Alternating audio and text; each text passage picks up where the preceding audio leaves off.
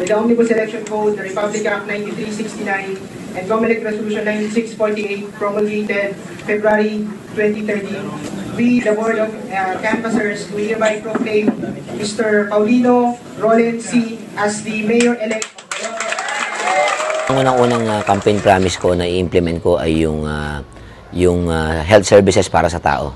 Yung ospital, at kakausapin natin kagad yung ating city health officer para mag-hire ng mga doktor na ilalagay sa mga health center sa barangay para from there, hindi nila kinakailangan pumunta lahat ng ospital. From there, antemano magagamot sila, mabibigyan sila lahat ng tamang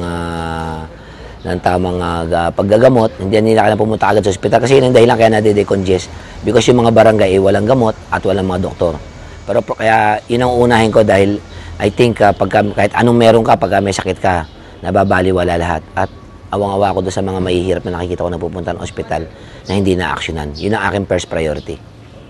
Pangalawa, sa yung mga negosyante na sasaktan masyado sa business permits nila, siguro kinakailangan lang natin ayusin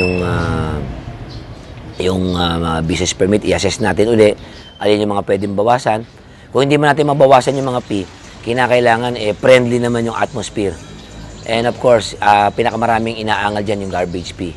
And I really planning to get rid of those garbage fee because ang paniwala ko talaga, garbage fee ay trabaho dapat ng gobyerno, yung services yan.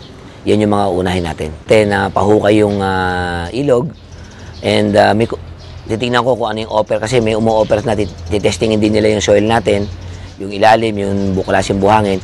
Pag hinukay nila yon, tayo pa ang babayaran. So, gagawin ko yun immediate na antemano, mahukay sana bago magtag-ulan. And immediate to kasi, eto na, natakot po ako sa nakaraang tag-araw. Napakainit. Pagka mainit ang tag-araw, anong kasunod niyan? Isang malakas na tag-ulan. At ang problema natin dito sa Olonga po ay masyado tayong silted at barado yung mga ilog. At ang unang-una ito ay babahain tayo. Nakita ko na po kahapon yung memorandum ng PISALM.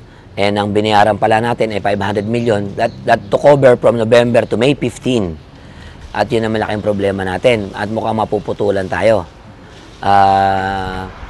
Kailangan kausapin natin gagad yan at maayos natin yung problema. Papatawag tayo sa convention, sa triangle, lahat ng mga negosyante, yung mga ordinaryong tao, yung mga kaparian, yung mga religious sector, yung business group. At pakita natin sa kanya, ito ang sitwasyon natin. Kailangan ko ng tulong. Ito yung sitwasyon, ito yung utang, ito yung dapat gawin. Vice, ikaw lang yung naka-break ng dynasty ng Gordon. Anong feeling mo? Tsaka paano mo ba ginawa yung pag-break ng dynasty ng Gordon? Siguro po, aksidente lang ako doon sa pagkaka-break ng dynasty na sinasabi nila. Dahil na-tiyempo pala niya po pagka ginagawa ng Panginoon, nilalagay sa tamang lugar eh. Naniniwala ka bang yung sila mismo naglaban-laban? So, naglaban-laban sila. Pangalawa, eto na po palagi ko, taong bayan ng sekreto rito. Tumakbo po ako na very, very minimal. When I say minimal, tulong lang ng mga kaibigan. Ang pinambili ko ng tarpaulin, pinambigay ng mga pagkain, yung panggasolina ng konti. Maniniwala kayo, wala pa ho kung 500,000 na ginastos. Wala pa. At yun yung mga tulong-tulong lang. At pwede palang manalo. Ayokong i-highlight ito yung natinalo ko yung dynasty. Ang tinalo ko nito, pwede palang walang pera.